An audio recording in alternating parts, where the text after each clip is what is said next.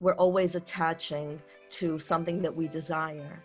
And if it feels too big, if it looks too big, even if it's something small, like going on holiday or, whatever that might look like for somebody, if we're attaching to what we think it's supposed to look like, we limit ourselves to the possibilities of it showing up in ways that you wouldn't even expect it to be. We have the beginning, middle and end of a book. We have no control over the beginning. We have no control over the end. We have that massive chunk in the middle, and that's where the climax happens. That's where all the really exciting stuff happens. Hi, Ina, how are you? Hi, Ellie. I'm doing really well, thank you. That's good. I'm so happy to have you on here to share all your wisdom with my tribe and family and friends. And obviously there's going to be a ton of people that you know that are going to be really keen to see this as well. I just want you to start off though, if you can, just introducing yourself, because there's going to be a lot of people my end that have no clue who you are. So it'll be really cool to just share that with them. Thank you. Thank you for inviting me. I love doing these things. Just having these just authentic conversations. So my name is Neal, and I founded Inner Lightened, which is a coaching, mentoring company or, program. And what I do is I work with both the mind and the heart space, or the intuitive space. And I teach people to become awakened and self-realize what their limiting beliefs are and how they impact the way we live our lives. How, if we are not aware of what we're thinking and feeling, then we're just going, living life through autopilot. So it's about first realizing, and that's the mind bit, realizing and understanding what our thoughts are, what our limiting beliefs are, becoming aware of them. And then the second part is coming into our bodies and our intuitive selves, because what's happened in our world is we've disconnected from that part of who we are. And so I help you to awaken that part. I'm also an energy intuitive. It's something that I did as a child. Didn't know that was something that I thought everybody knew how to do that, and I realize now that they do, but some have it more heightened. And when I realized that I was kind of the only one that I knew that felt other people's energy, I kind of shut it down. And in my own awakening, realized that I had this thing. So I help people to heal their energy. It's like a hack to get out of the mind and into the heart space. And once we can get into that space, we begin to create. Yeah. Create what you want, both in your present moment and then beyond. Magic. And should I share how I do it, or yeah, what you can. what Yeah. platforms I do it? Yeah, so I do it through kids workshops. I work with children and all the way through to adults, and I do it through workshops, one-on-one coaching and mentoring. I do it through masterminds. I do it through retreats, and I do it through conversations like this, just connecting to people and helping others heal. Yeah. Love it. Love it so much. You kind of touched on it before, saying, when you were a kid, you kind of had that feeling of something was a little bit different for you. But is there any other thing you can kind of share about how you ended up doing what you do as a job, as a career? Yeah, so when I realized I had this gift as a child, and I realized that I was the only one that I knew that was doing it, I actually shut it down because it felt really, really scary for me. And I don't think I realized it consciously, but it's just something that we do when we look outside of us and see that we look different or feel different or seemingly act different. And we're not taught how to honor that part of us. I personally shut it down, and that actually created this very, very low self-esteem that awakened and impacted all areas of my life, impacted the way that I studied, impacted the way that my relationships were. But I got really good at shutting it down, right? It's that part of us that tends to show up in the world as everything seems really great. But inside, that there's a disconnection somewhere. I just didn't know what to do with it. And so I just grew up in that way. And as I began to grow up in that way, it strengthened, that part of me strengthened. And it's something in the brain called our neural pathways that strengthen that part of us. And, growing up, got married, had 4 children, I've got 4 kids that are between the ages of 24 and 9. And then 5 years ago, I came to a really high point of really suffering on the inside. There was a lot of pain that I was experiencing. Again, on the outside, life looked like it was a bowl of cherries, a home and a husband and children, and everything seemed to be okay. I was healthy, but inside, I was really suffering. And that, of course, impacted my relationships with my family, my relationship with myself, and my ability to believe that I am not capable of doing anything. And the evidence of that was everywhere. I really was just a stay-at-home mom, not just. It's a powerful job that we have as moms, but that's what I was for 20 years. But something in me was really suffering, and my mind was constantly streaming limiting thoughts and beliefs. I just didn't know it. I was in autopilot, and every day I had evidence of that through my children, through our relationships, through my relationships with others, through my inability to really be authentic and integral to myself. I didn't even know what that meant. And it got to a point where I just didn't want to be here anymore. And I was just living for the purpose of my children. And I remember one morning waking up, and for the first time, my mind was really silent.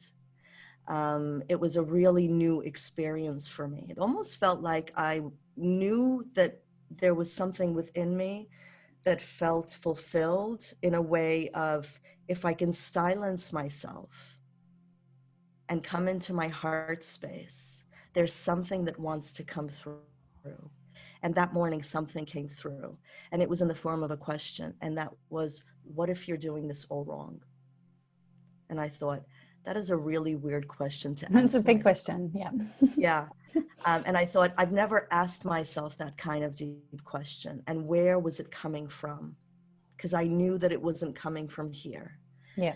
And so I thought, I'm just going to entertain it. And I'm going to ask myself, well, if I'm doing it all wrong, then what does it mean to do it? And a book popped up in my head, and it was a book by Wayne Dyer called If You Can, I'm, I might be, I might not be getting the title exactly correct, but it is If You Can Believe It, Then You Can See It. Yeah. And I knew what it meant. And I remember that day diving into some Wayne Dyer YouTube talks that he's done. And I sat on my couch listening for 6 hours while my kids were at school. And from that point on, I committed to changing the way that I was viewing and seeing myself, changing the way that I wanted to see the world. Yeah. And every day, incrementally, there was an evolution, a movement forward in the direction of what I started to choose for myself. And I did that for about a year.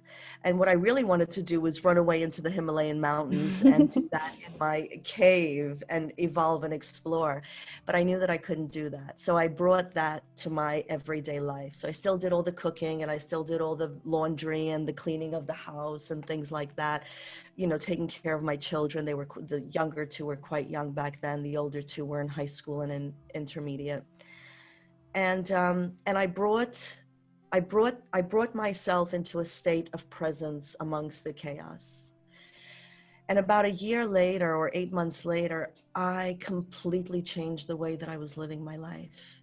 I completely changed the way that I was relating to my children and my relationships and the way that they were relating to me. And I thought, this is magical. And I know that we are all capable of this. And so I thought, how can I teach this to children? And I think it was the same day that I asked the question. I was in the middle of I had just finished my mental health diploma through Open Polytech, and I was already signed up to do psychology, child psychology through Open Polytech. And this beautiful coaching certification came up, and it was all around everything I was learning. It was wisdom life skills for kids. And so I think I had 2 days before I can get my full refund back from Open Polytech. And I just knew there was just something in me, that same wisdom within me that knew. And I applied for the certification coaching. I dived in. I was studying for about a year. And then I had the certification. And I thought, what do I do with this now?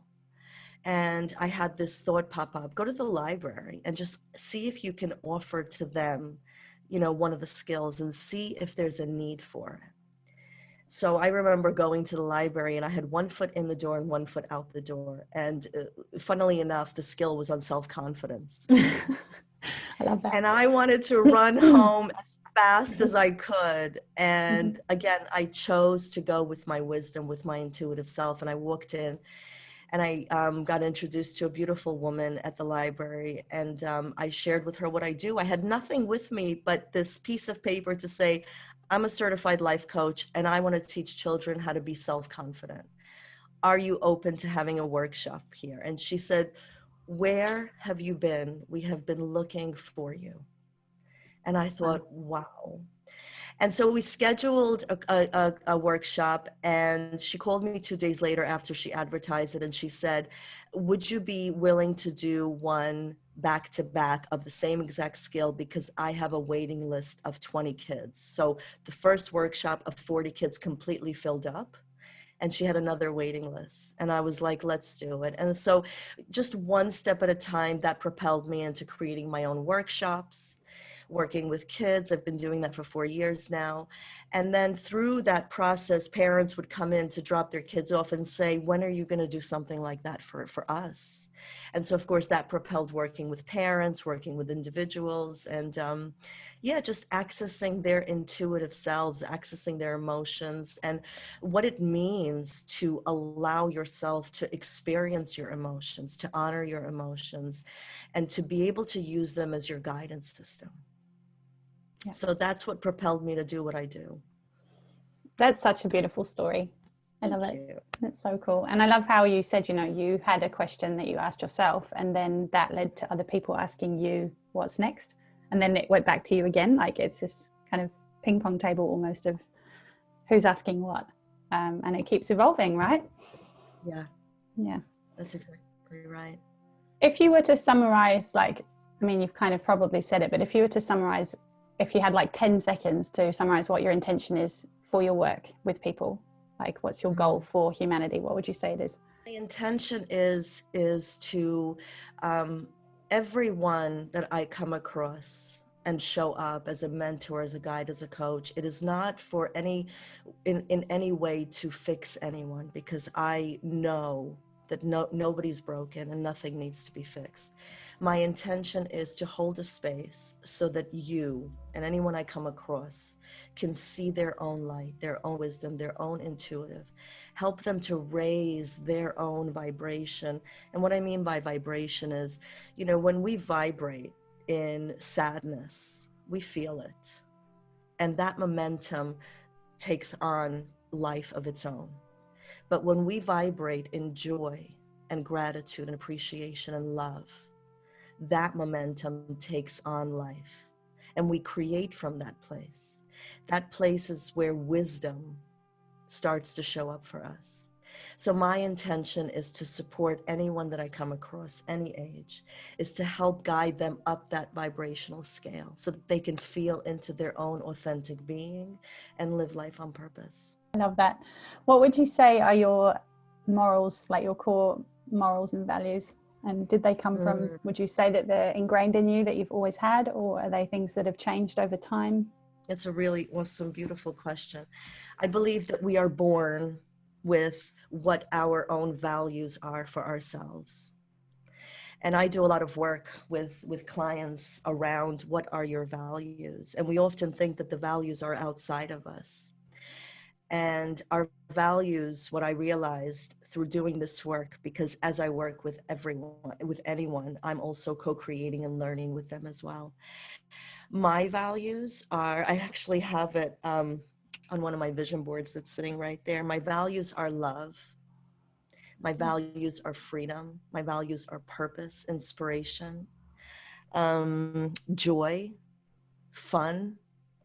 And so as I access each one of those values, I choose to take what's in front of me, whether it be I'm working with someone, whether I'd be having a conversation with you, whether it be stepping into a workshop, whether it be connecting with my children.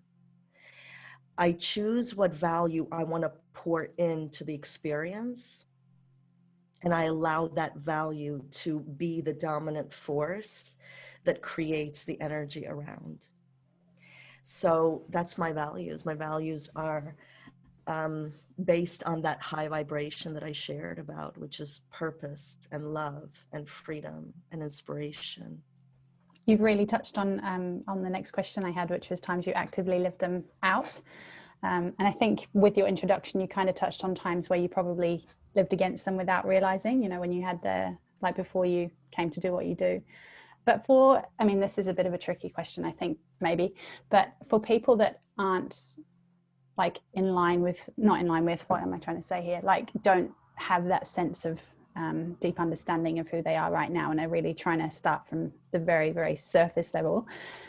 What kind of advice or tip could you give them around accessing, like making those values and morals of theirs more of an active, prominent thing in their life, if that makes sense? Like, where could they start with making that their priority?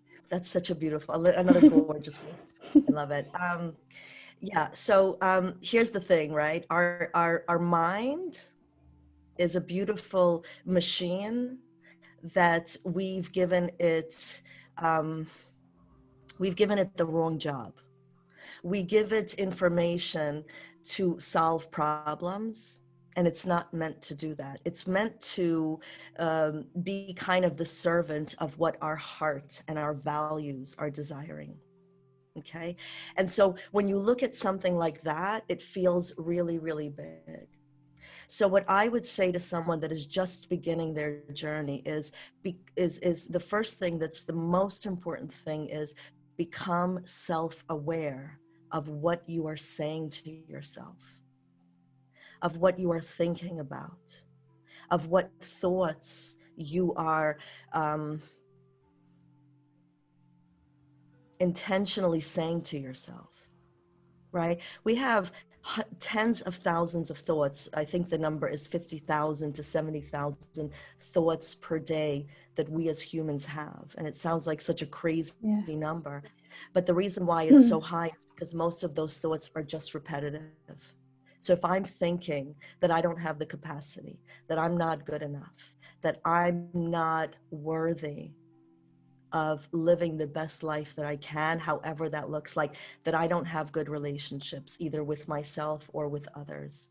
If that stream of thought is constantly going through my mind, then you are not living according to your values, right? The first step is to just become self-aware in what you're thinking and being kind to yourself and allowing yourself to accept and really acknowledge that this process is incremental. It's moment by moment, because the mind takes you to the really big picture, and the really big picture looks too big and too hard. How do I stop the stream of 50,000 to 70,000 thoughts per day that I have if they're limiting? Too big. So kindness in accepting that I don't need to fix everything in a minute, but just becoming aware that, okay, so these are the thoughts that are streaming through my mind, and choosing to acknowledge them, right? Question the thought. Is it true that I'm not good enough? Well, no, it's not. Is it true that I cannot live my full authentic self? Well, no. You know, you don't even have to answer the question. The question in itself uh, um, releases the tension of the thought, if you can imagine Yeah. what I mean by that. So if I'm thinking, and whoever's watching this can try this, right? You can pause for a moment, pause the video, and think, what is your biggest limiting belief that you think about every day? So we'll go really, really simple and think, um, I'm not good enough, or I'm a bad mom, or I'm not a good student, or I'm not good. I'm someone else is better than me, right? That's a powerful one. We're always Mm. judging ourselves or judging others. So think about it. If you often think that someone else is better than you, well, reflect on that thought. Look at that thought as though you're observing it and ask, is that really true? And you'll recognize that the thought loses its impact. And so that's the first step that I would suggest to start with. Of course, that takes time. That takes um, we have to create space for that, right? So it means I have to sit on the couch and give myself 5 minutes to do that process. Otherwise, I'm just constantly streaming in autopilot.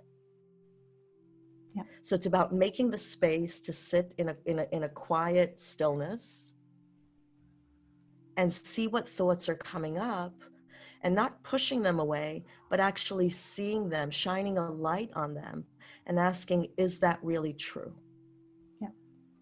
Great tip, I think, especially for me as well. I'm like always, my brain is just, I feel like I have probably 200 million thoughts a day. Sometimes it's like always in overdrive. So yeah, for people to just stop for 5 seconds, even, just start small. If it's too much to even sit for 5 minutes and just work it, chip away at it, I think.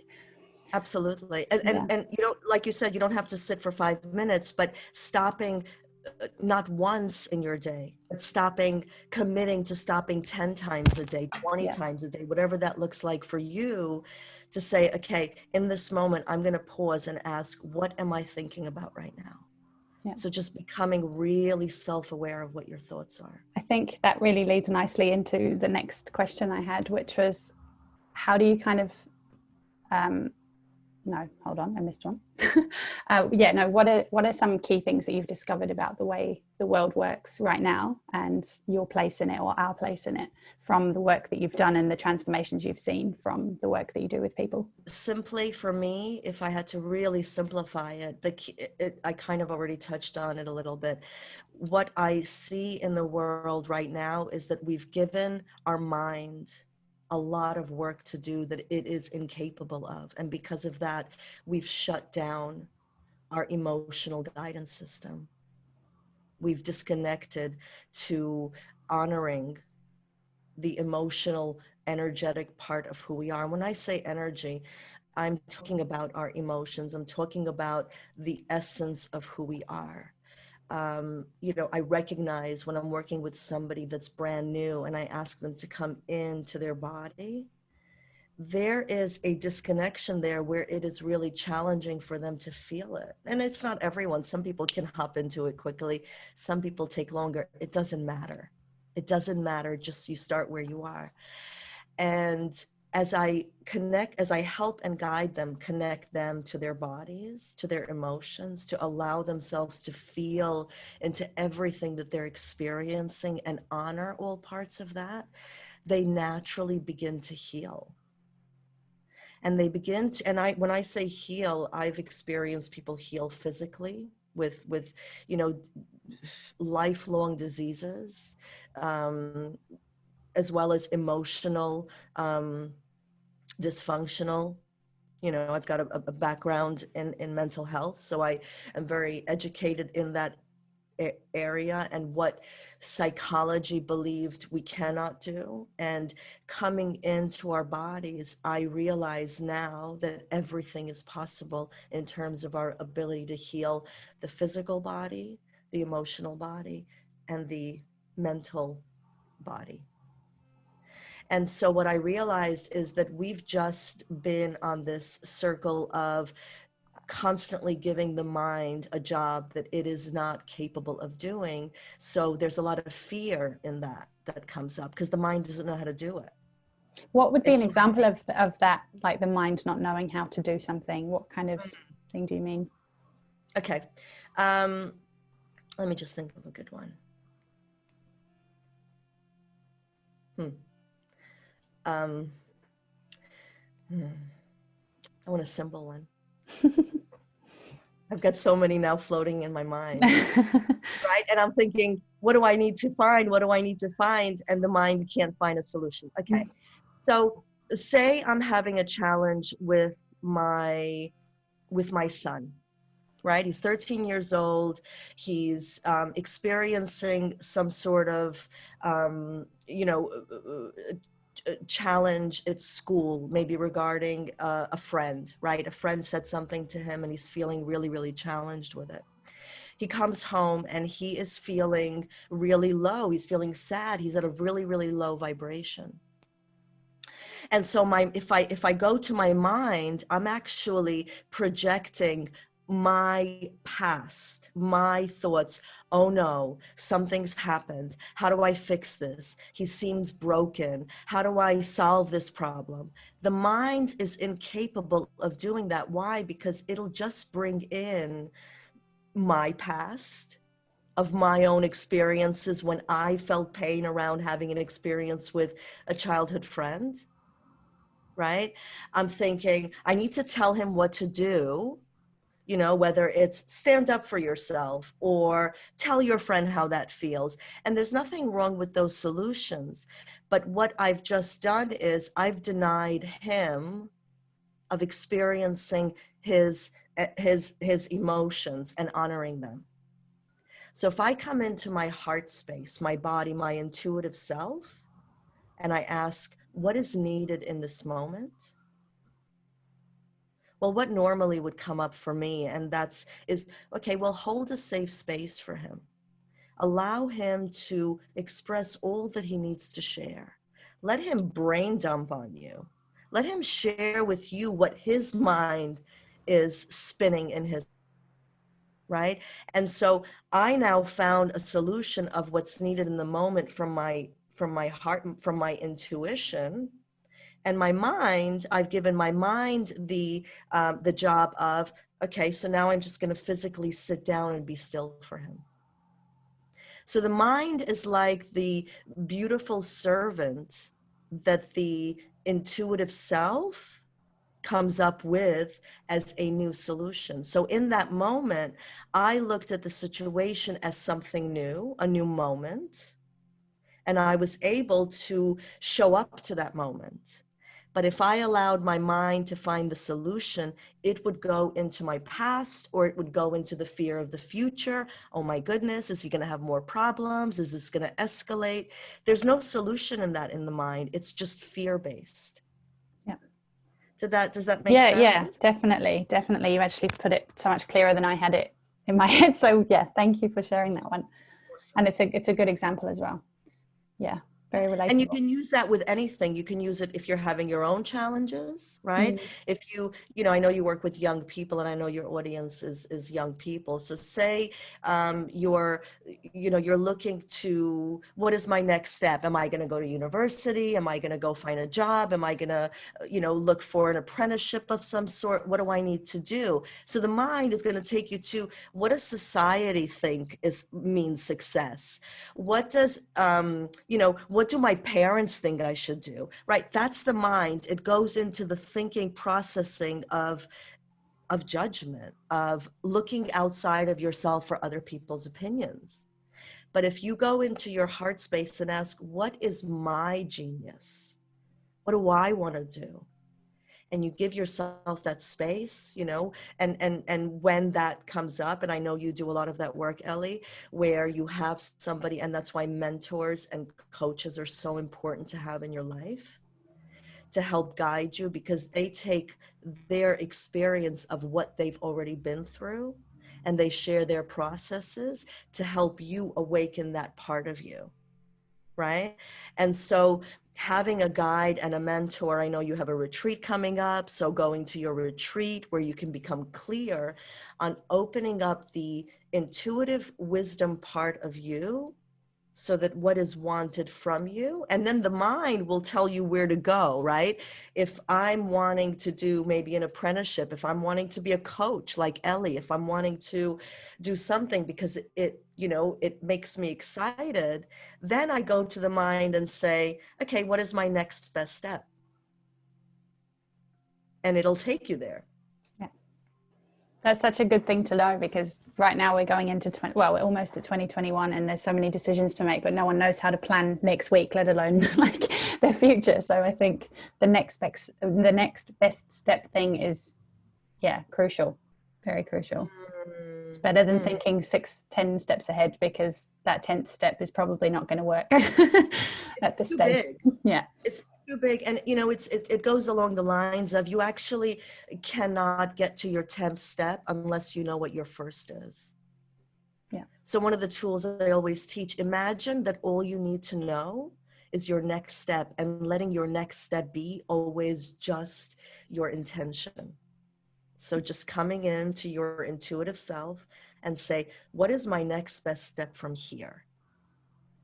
And then you will know it. And then when you get to that next best step and you achieve it, or do it, then you ask again, what is my next best step? So rather than thinking about what are my 10 steps or what is my 10th, I just need to know what my next one is. How would you distinguish between like what your intuition is trying to tell you, and then, for me personally, your overthinking brain just coming up with 20 ideas? Like, how do you know which one is the good one? If that makes sense. Well, first, it's a practice.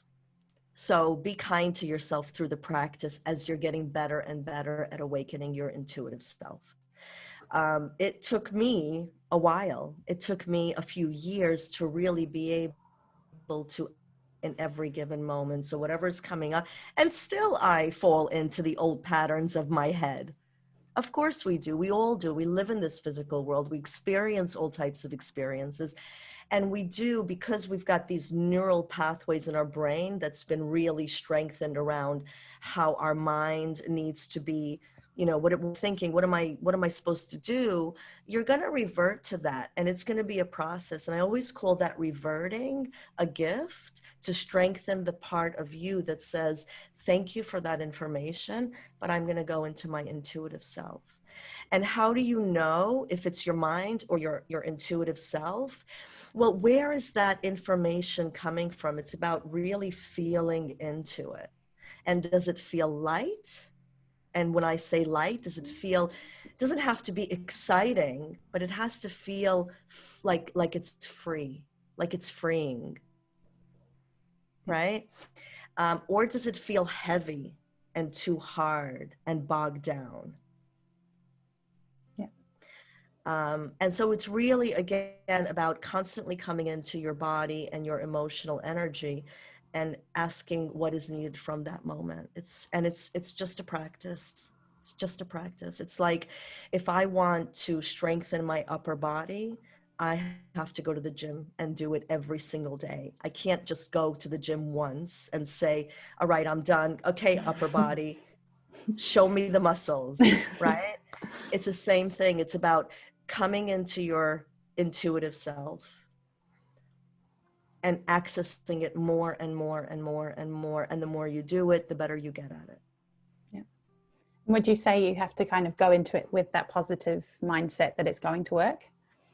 Or like, would you say that there's like a priming kind of thing you can do to get yourself in the zone of believing whatever comes up? There is. I mean, there's, I call it a segment intending, where, and that's not even my phrase. It's a phrase of one of my favorite teachers, where you segment intend, where you choose in every moment. So what a segment intending is, segment intending is choosing from your heart, from your heart space, from your intuition, rather than choosing from your mind in each segment, right? So we have many, many segments in our day, right? A segment first of waking up, a segment first of stepping out of the bed and putting my feet on the ground. There's a segment of walking to my kid's bedroom and waking them up in the morning. There's a segment of walking to brush my teeth. There's a segment of hopping in the shower, getting dressed, eating something, having breakfast or coffee or tea. hopping into my car, going to work, going to school. We have all these segments in our day. So what I always recommend is pausing between each segment, taking a deep breath, and yes, opening up to the possibilities of, it could be anything for you. It could be gratitude, just being grateful that you're standing in this space. It could be intending what your next moment is going to be. So if I'm hopping into my car going somewhere, I segment intend that I'm going to have a really great ride, that it's going to flow with ease, that, time is just going to open up and I'm just going to get to where I need to go in perfect timing. So it's about saying and choosing what you want in your days, So in every breaking it down. moment, Yeah. breaking it down. Yeah. That is kind of similar to the whole what's my next best step as well. It kind of mirrors that a lot. Yeah, they all these tools, they all fuse together and they become this beautiful toolbox that you have to choose. Yeah. Would you say there's a difference between mindset and attitude? Attitude is such a charging word. Mm. We can have such a negative kind of energy toward the word attitude. We say it to our children. We've Yeah. heard it from our parents. Change your attitude. Um, so can you clarify for me what you mean by attitude? So in the sense that like with the, because like you said, like children and teenagers often get that word comes up a lot. So I think for me, it would be your attitude towards something, having a positive, is having a positive attitude the same as having a positive mindset? Does that make it a little bit clearer? Like, are Yeah. they, yeah, I can. Having a positive attitude. So attitude for me feels is more around what I'm emitting through what I do, Mm-hmm. right? So it's the doing. Positive mindset is, yeah, thinking positively. Again, it's giving the brain instructions of what I want to think about. So, the difference, this buzzword, having a fixed mindset as opposed to I forgot the word, an open mindset Growth or a mindset. growth mindset. Thank you. So a growth mindset is being open to infinite possibilities, right? So Mm-hmm. say you're saying, going back to having a positive mindset. Yeah. A positive mindset would look like waking up in the morning and saying, today I'm going to have a really good day. A positive attitude, in the way that you described it, is feeling what a good day would look like for me. How am Yeah. I gonna, it's like visualization into actually seeing yourself already having a good day and being that rather than just thinking that. I love that. I love that. That's kind of two things, because yeah, I don't think mindset is spoken too much about in the daily realm of teenagers and young adults. It's more like, what's your attitude? Have you got the right attitude? And yeah, I think it's important to make sure you pay attention to both. So I really like how you've Yeah. just described that. Awesome. Yeah, because I so oh, go just to on. say, attitude is just such a tense word, and a lot of times young people, they take it in a very negative way, right? Because they hear the word attitude. So attitude is quite a powerful word in itself and how it makes people feel. So yeah, I guess the way that I shared it is really, what do I want to emit from me? What kind of attitude do I want to show up as? Yeah. And using the mind, and it's not separating the mind and the body, it's actually fusing them and getting them to work coherently. How do you both plan for the future and try and create a big picture vision for yourself, but then not lose that sense of day by day, step by step? Like, how do you not get caught up in the whole, this is what I'm trying to do in your everyday? Oh, such a good question. I can remember suffering myself because I had this vision of creating this big business, and feeling like I don't have it yet. Mm. Um, And so, how that's again such a beautiful question. So, you want to have a vision of kind of what you want to create, right? You want to have a vision, and it depends on where you are starting from. Sometimes the vision could be really, really specific, and sometimes it could be really general, and have your why you want to create it. Right. So that's the vision. So I want to say somebody wants to be I'll say a doctor because it's something that's, say somebody wants to be a doctor. Um, and so I have this vision that I want to be a doctor, and my why is because I want to serve people and help people to heal, and really tapping into that vision, writing around it, seeing what it looks like for you as though you already have it. That's a practice in itself. So having the vision because I want to impact people and help awaken people, help heal people, right?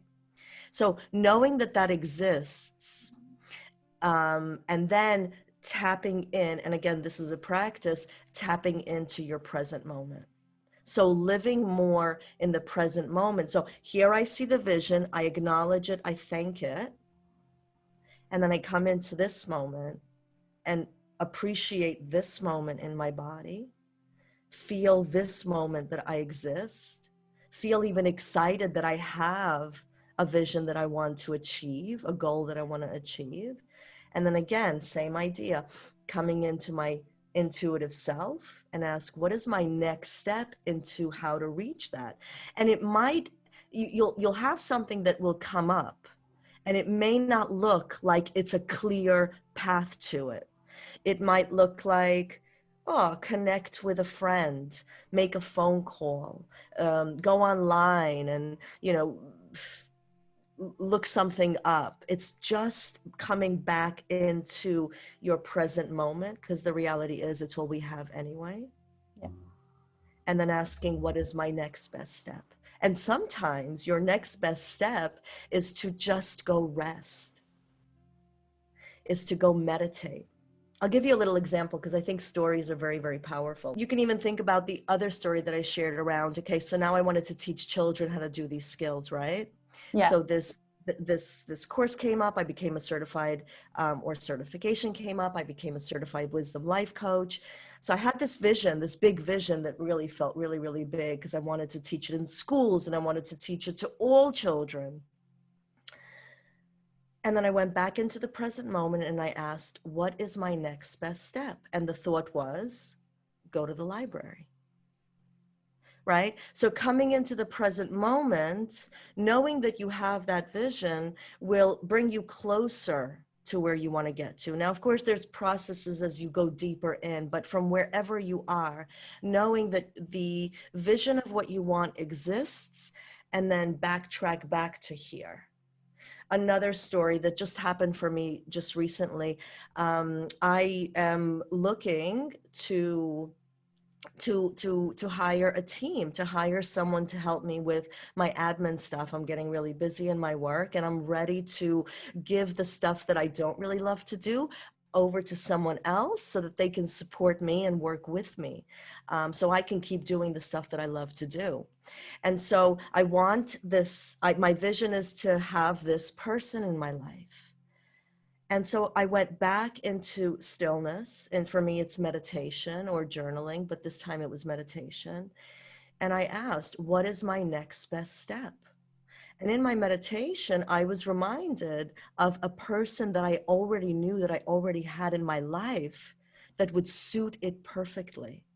And so I then reached out, right? I gave the mind the job to, open up my phone and make the call. And it sounds so silly, right? But that is what our minds are meant to do.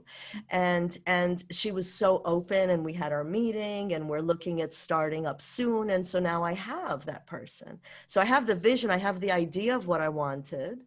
I Yeah. knew that the possibilities were open and infinite. And then I went into here and I asked, what is my next best step? And I had the thought. So it's always about seeing what it is that you want, not losing that vision from a place of, I know that it exists, but not living in that place where I don't have it. Yeah. I don't have it. And so where focus goes, energy flows. If I don't have it, then I can't see the possibilities. That's so good. Yeah, I think I'm in that phase right now because my vision's huge, and it's quite daunting if I think too much about what I need to do. I think there's that concept of needing or feeling like you have to do something as well, and just reminding yourself that not everything needs to be ticked before you can get to where you Well, want to be. can I give you some inspiration and see and opening to the possibilities of that it's going to happen in a way that you least expect it? Mm-hmm. Um, so like I shared, one of my visions is to get these skills into schools. I wanted every single child to experience this, to know what it's like to live empowered, to honor themselves. 4 years ago, when I stepped into the library and started to create my workshops privately, I didn't know what it was going to look like. It looked so huge. Getting it into schools, my fear was even speaking to people. I was afraid of going over to principals and asking, would you be interested in this? And I did it a little bit, and then I was not getting the responses that I wanted. And of course, you retreat a little bit. Maybe it was in perfect timing, whatever that looked like. But I kept knowing that that vision exists. I didn't think about it every day. I just knew that I asked for it. I knew in the possibilities that it exists. Today, as I only did, what is my next best step? What is my next best step? What is my next best step? I'm now working in schools. And it just happened in this moment during this pandemic that we're going through. During the lockdown, schools realized how much it is needed, and they started reaching out to me. Yeah. I think this whole lockdown period has been a really interesting time for everybody in terms of figuring out what's next and all the uncertainty. Could you give any advice around like how to, I don't know how to word this. Like, I think just with COVID and everything, just people are like how to let go of expectations. Like everyone's already learned how to let go of what they thought was certain. Like, is there anything that you can kind of give out in terms of advice on detachment, I guess, like, but being comfortable with it? Because I think for most people, the idea of letting go of something that you really want, or like feeling like you have to tick boxes on a list every day to get what you need. Is there anything you can kind of do or say to reassure people that that's not always the best thing to do for yourself? I don't know if that actually made any sense at all. Hopefully it did. It If it didn't, absolutely did, because we're always attaching to something that we desire. And if it feels too big, if it looks too big, even if it's something small like going on holiday or whatever that might look like for somebody, if we're attaching to what we think it's supposed to look like, we limit ourselves to the possibilities of it showing up in ways that you wouldn't even expect it to be. So that's one reason why, yes, we attach, because again, it's our mind that takes us into, well, how am I going to do it? And what should I do with it? And how am I going to create it? And I know I need to do this, and I know I need to do that. It just becomes chaos, right? So releasing and letting go of the attachment is one of the most important things that we can do, because then we let go of how we think it's going to look like, and we open up to the possibilities of it coming in, showing up in our lives, right? I remember wanting a certain number of clients, for example, one-on-one clients, right? And I thought I needed to call this client and this client and this client, and I would do that until I let go. And I found that I got the exact same number of clients that I intended to get, but they came from places that I didn't know that they were going to. I didn't even know them. wow. I didn't even know them. So detaching from the way you think it's supposed to look like is one of the most important things that we can do. And again, it's acknowledging our thoughts around it and coming into the present moment again. I'm really Because excited. come into the present moment, then the past and the future ceases to exist. Isn't that a scary thought? Everything just disappears. I love it. It's actually, I was going to ask you something around fear. just because I know that that's obviously a dictator in a lot of decisions people make, including myself sometimes. The start of the question is kind of like, how would you describe what fear is? And the next one is, how do you know when you're actually fearful of something as opposed to just not doing it because someone else has told you not to, or you're just a bit apprehensive of what other people might think? Another great question. Fear is, so there are, ultimately, you can say three types of fear. There is the fear of, self-doubt. I can't do this. That's fear, right? You're afraid to do something because you don't believe that you can do it. So again, acknowledging if you're having thoughts about yourself Mm-hmm. and feeling into them. So fear feels heavy. If Yeah. I'm thinking I'm not good enough, I'm not capable, it's almost hard to breathe. It brings on anxiety. It brings on an actual physiological response. Mm-hmm. And it does. It streams cortisol through your body from the amygdala and all that stuff, the fight or flight response. So you've got self-doubt. You've got fear of judgment. And judgment is, am I afraid of what other people think about me? Right? Mm-hmm. Afraid of what they're going to say about me if I do go for my goal, go for my goal, go for my dream. Afraid that if I share something on social media to say that I want something or I'm creating something, what are people going to think about me? Young people afraid of what their teachers are going to think about them, what their parents are going to think about them, what social media is going to think about them, what society is going to think about them. So you've got fear of self-doubt. What do I think about myself? Fear about what other people think of me. And the third one is the fear of the unknown. Yeah. If I do this, what's going to happen? And our mind is so powerful. Our imagination is so powerful and so impactful in our lives that we're either creating a story around the worst case scenario, Mm-hmm. or we choose to create a story around the best case scenario. And I always ask this question: who's right and who's wrong? No one. You're right with whatever it is that you're thinking, because that's what you're creating. That's where you're moving toward. I So think it much. was it was Henry Ford that said, oh, can't think of it now. If you, I'm paraphrasing, but if you think of something is good, or you think of something, if you think you can, or you think you can't, you're right. Yeah. Yeah, I know that one. So true. So true. Have you had moments since you've started what you're doing where you've really started to doubt it? Or is it always like since you started that it's been like, yeah, this is it? Oh, in the beginning, there was a lot of doubt. There was a lot of fear. There was a lot of fear. So say I had something to share and I wanted to post it on social media. So of course the fear was like, what are people going to think about me? What are people going to say about me? And that stemmed from my childhood for sure. If I wanted to bring the skills into schools, yeah, I had doubt around, they're not going to want this. They're not going to choose this. Or can I really give value? Who am I to really give value? And it sounds logical in my mind because I've practiced it so much in my life. So yeah, most definitely.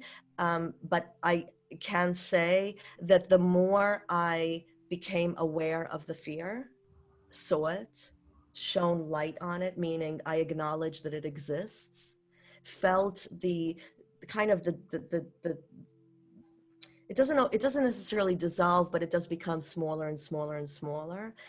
Through the years, because I've practiced it, just like working out a muscle, I've gotten better and better and better at it. So my fear, and it exists because it will forever for all of us. Again, we live in this physical world. We've got experiences that show up in our lives. But the time that I spend in the fear is so tiny and so minuscule that I'm able to step through it, take it with me, step through it, and do what I desire. Yeah. I love that. I keep saying I love that, but I love all of it. So again, Yeah. it's incremental and giving yourself permission to just continuously being aware and deconstruct and reconstruct something new from your intuitive self. Mm. Very cool. Is there anything that we haven't touched on that you want to share?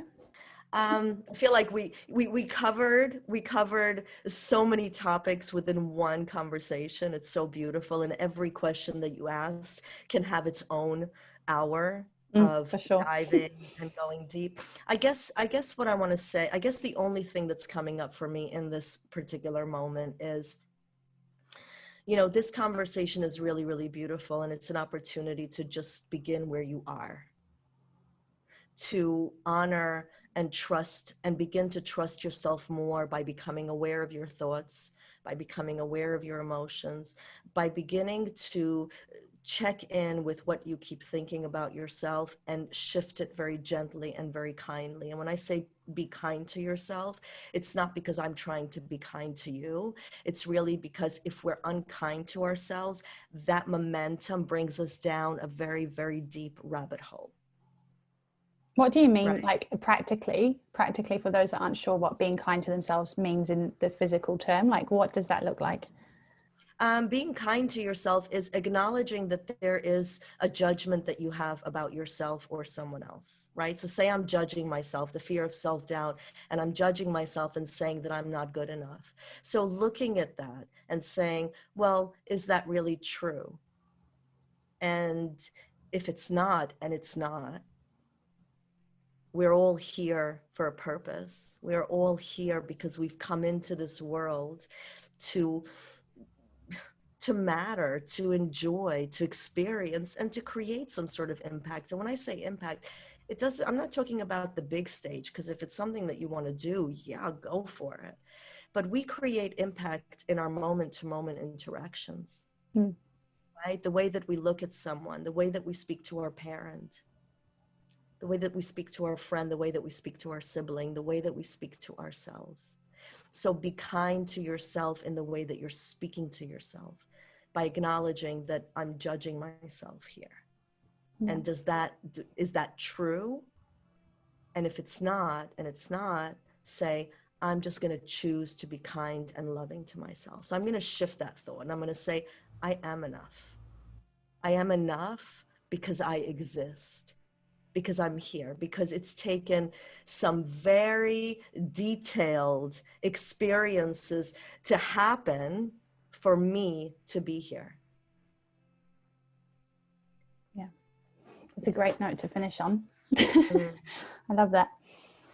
Okay, Ina, do you want to do any kind of practical takeaway for people? I'm happy to do it because, it's one thing to get something intellectually, and it's another thing to experientially receive it. So it depends. I'll do a 5-minute little practice of coming into, I talked about our heart space and our Mm-hmm. intuitive self. So I could just take everybody through a little short 5-minute practice, that I would recommend that they keep, if it resonated with them, um, if something resonated and clicked for you, and you had an awareness of your own essence, your own light, do it every day. Okay. Can I do Do it it with every day. you as well? Yeah, please, Yeah. please, please do it with I'll me. put myself on mute so you don't hear random noises while you're trying to go Okay. through this. Okay. And there's just one more thing that I did want to share that was coming up for me when you asked, is there something that you would recommend? And I would say, don't go at it alone. Okay. If you are struggling, if you are feeling like, okay, what does it mean to be in the present moment? What does it mean to have a positive mindset? What does it mean to have a positive heart set? What does it mean? If you've never experienced it, reach out to a coach, reach out to a mentor, reach out to someone that knows at least a little bit more than you know around what it means to tap into your intuitive self, and allow them to guide you. We're not here to go at this alone. Yeah. So please reach out if you're feeling any kind of disconnection to yourself. If you're feeling uncertain about how to do anything like this, reach out.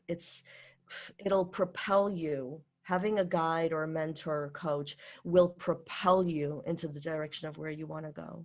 And it's a lot faster than we think.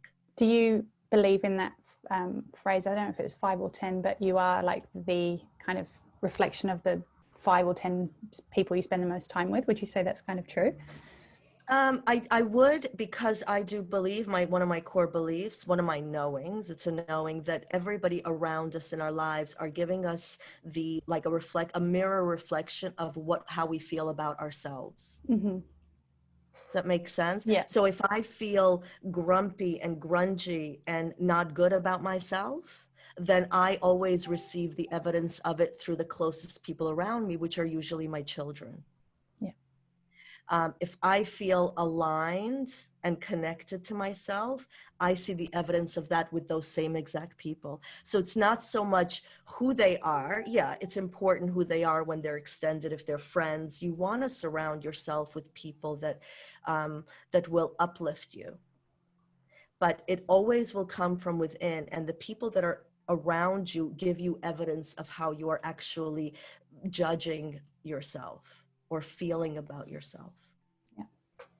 I think that's really important, especially as people start to, like, for my audience at least, like leaving school, leaving uni, it's not always a case of sticking with the same people that you went through that experience with, because they might end up going down a pathway that isn't actually going to fulfill you.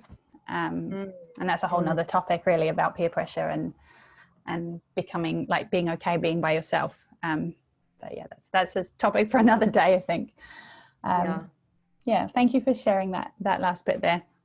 I think it's really important, especially now with reaching out to people. Like, I reached out to you. Yeah. I'm very glad I did. Yeah, I'm really glad you did too. Okay, so do you want to, okay, is it a closing your eyes meditation-y thing? It Or? will be. It will be. I mean, you don't have to if you don't want to, but it does help with shutting out the outside world and connecting to the inner world, to the inner you. Okay, cool. So just wherever you are, just first get comfortable in your seat. Allow your body to kind of just move around in a way that just where you are sitting and, you're sitting straight, but not frigid. You're kind of loose and at ease. And the way that I like to say it is imagining that there is a cord in the center of your body from the base of your coccyx bone all the way up to the top of your scalp, or the top where your crown is. And imagining that cord not being straight and rigid, but kind of being soft, but yet not folded, if that makes any sense. So wherever you are, allow your body to kind of come to that place, and you can close your eyes if it feels comfortable for you. And first, you just want to feel the chair that you are sitting on. You're bringing real focus and attention to the space where your body meets the surface of the chair. And begin to breathe in and breathing out. And again, breathing in and breathing out. And again, breathing in and breathing out. And I want you to begin to notice your breath. And noticing means to just focus as the breath goes into your lungs and feel them moving out through your lungs. And again, into your lungs and out through your lungs.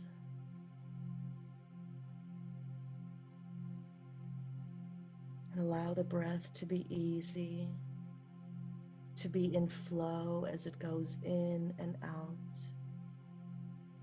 And now I want you to bring your attention to your heart. So it's really about feeling where your heart lies in your chest. There's a sensation there. You can feel the space around your heart as well. Some might be visual and you can see it. And there's no right or wrong here. It's just bringing into the focus. And if you're just doing it for the first time, know that you'll have thoughts pop up. Know that that's okay. And you're not trying to push any thought away. You're seeing the thought. You can even breathe into the thought. And then bring your focus back to your heart space.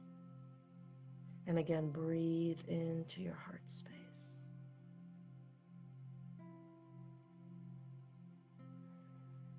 And now imagine that there is a light. It could be a flickering candle inside of your chest.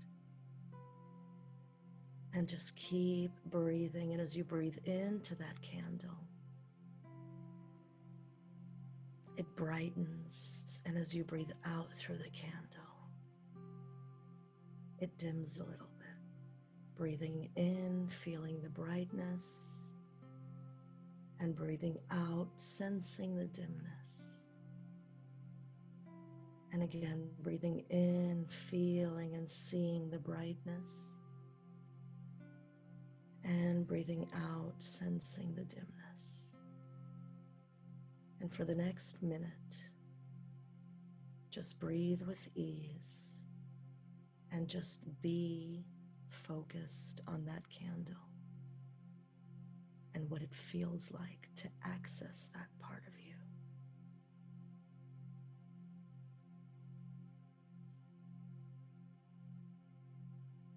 It's a sensation. It's the present moment.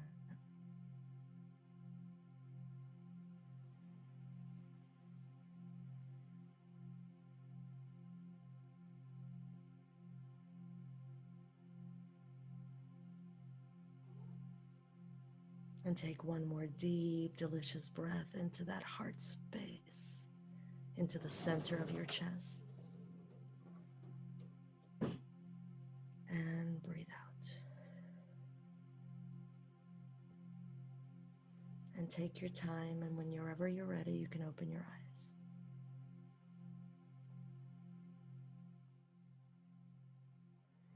And so the last thing that I always say is, what did that feel like for you? And there is no right or wrong. If you couldn't access it, that's okay.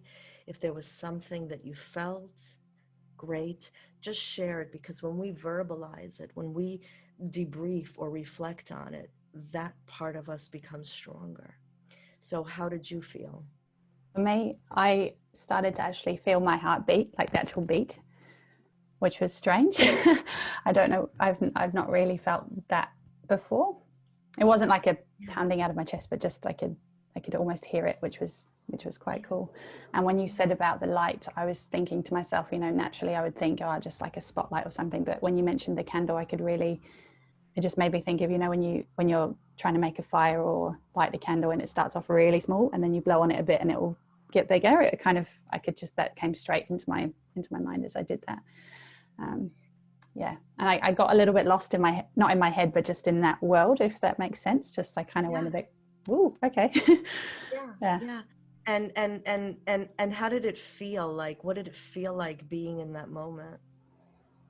I wish there were more words in the English language sometimes. I don't think there is a word. So just give the first one that pops up for you. Calm, maybe. Calm. Yeah. And so Probably. this takes me back to, right, the present moment. So the experience of it is more powerful than everything I shared in the last whatever minutes we spent together, even though that was powerful in itself. And do you remember when I said, when you come into that place, the past and the future cease to exist? Mm-hmm. You said, ooh, that's really scary. Well, you took 5 minutes to be in the present moment. And was that scary? No. Not at all. So you see how the mind takes us into stories, Yeah. and when you actually feel that calm and that ease, and it's not profound, is it? It's No. just presence. Yeah, for sure. Hmm. Thank you. You're I welcome. really hope everyone does that. Anyone who's watching, Hmm. take a moment and do that, because I think, I've only started meditation and things like that for my own growth, I guess, since probably the middle of this year. But I would not, I don't regret a single day. I don't think any time was wasted. And to be honest, like, I think, I can't remember what the phrase is exactly, but you know, you can spend 10 minutes now to save you like 6 hours later, like just changing your mindset and calming down before you approach anything. The whole day can go so differently. Oh, Yeah. when I first started to do this work, I used to spend 2 hours every single day, and I didn't tell anyone because I thought it was so against the way society thought we need to achieve our goals. I Mm. would spend 2 hours, and I broke those 2 hours up into meditation, journaling, and also learning something else from a teacher or a leader that I was aligned with, whether it be a course I was doing or a book I was reading, and really diving into it. I would spend 2 hours taking the time to be in that stillness. And then the rest of my day, like you said, the 6 hours just fly with so much inspiration. But when I wouldn't do it, when I stopped doing it because the momentum of my work started to, you know, thrive and become big, and I thought I don't have time, my desire to show up in the world began to get smaller and fear started to come up more. So I knew that that was a gift to me to remind me that by any means necessary, come in first to yourself. Mm. And whatever that looks like for you from wherever you are, if it means just a 2-minute breath, that's enough. I read something the other day, it's kind of in line with that, about, I don't know where it was now, but it said, you know, people when they wake up in the morning and they need to go to the gym or need to do ABC, and they say to themselves, oh, I have to do this, I have to do this. It's, if you change it to I get to do this, like this is that tiny little shift. And I started doing it this week. Just when I woke up in the morning, it was the first thing I did. I would like just do a couple of just deep breaths before I even looked at my phone or anything else. And just, yeah, it was probably like 3 or 4 breaths, and then just said, I get to wake up today.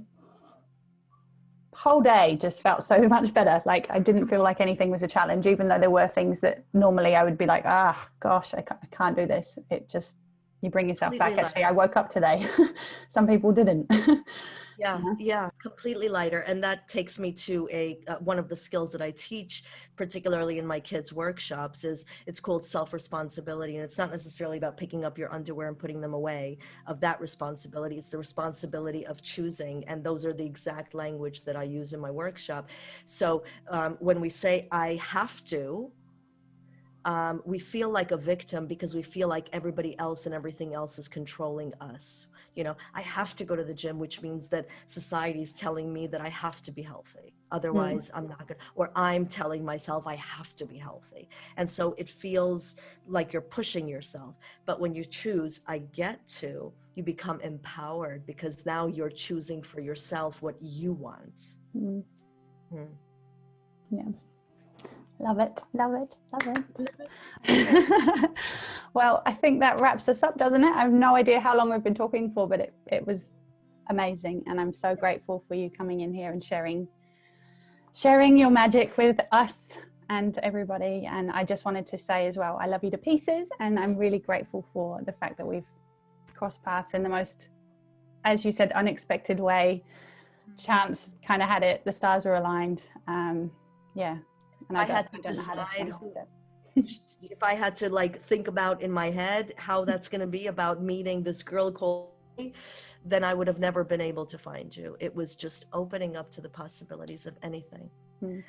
And I want to thank you. Thank you for opening up this space and sharing your light in the world and shining bright, even when fear does show up, and it will, and it does. You get to choose and say, I get to step into this light. Mm. So thank you for doing that. Thank you. Where can people find you if they want to follow what you do? Okay, so you can find me on Facebook, and it's just Ina Neal. I also have a page called Ina Neal Innerlightened on Facebook. You can also find me on my website, which is innerlightened.com. And for those who are wondering, you know, what I have coming up at the moment, in case, I've got a kids, this obviously for parents, I've got a kids workshop starting in the first week of the school holidays. And that's all around, you know, mindset and heart set and connecting the coherence between the two. And I also have a 3-session program that I created, which helps you to really propel yourself in a short amount of space and heal some of that energy and begin to create. And so you can just reach out to me through Messenger or through email, which is on my website. Wicked. Do it, everybody. Do it. it. Reach out, reach out. I love Yeah. it. Yeah, and for me, I'll just, while I'm on here, I might as well say, yeah, the retreat that I'll be running is in most likely the middle of February. That's the date I'm kind of going for, is the 12th to the 14th of February. It will be in Hanua, and it's for 17 to 24-year-old women for the beginning, at least the first one. And then, you know, if there's interest later, we can roll with everybody. And yeah, there's a couple of programs I've got ready to rumble with for both privately and in schools as well. That's a long-term goal. So yeah, if you know where I am on the Big Sister Project page, and if you want a free group to join with just more interviews like this and more content and videos and material, then join the Waymakers Tribe on Facebook as well. Fantastic. Well, thank you so much, Ina. I can't really describe how happy I am that we got to do this. It's been a long time coming, and I'm really happy. Same. Yeah. It's perfect timing. It is. You have a magical day. You and everyone else. Yes, have a magical day.